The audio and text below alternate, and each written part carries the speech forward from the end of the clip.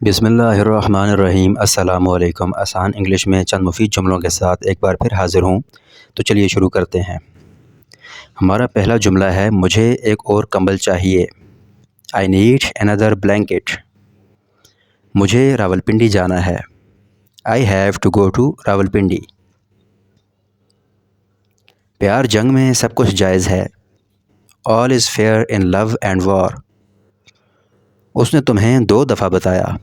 He told you twice۔ وہ کبھی کبھار یہاں آتا ہے۔ He seldom comes here۔ تم کب روانہ ہوگے؟ When will you leave؟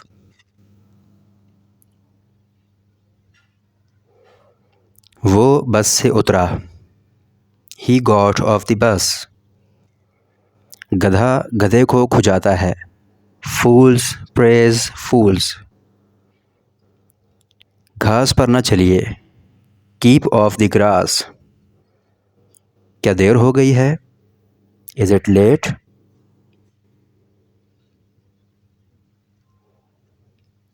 کیا میں یہاں بیٹھ سکتا ہوں؟ May I sit here؟ وہ سوموار کو گیا۔ He went on Monday۔ وہ دوپہر کو سوتا ہے۔ He sleeps at noon۔ وہ بہت اونچا بولتی ہے۔ She speaks loudly۔ وہ بہت آہستہ چلتا ہے۔ He walks too slow۔ تم نے مجھے ہنسایا۔ You made me laugh۔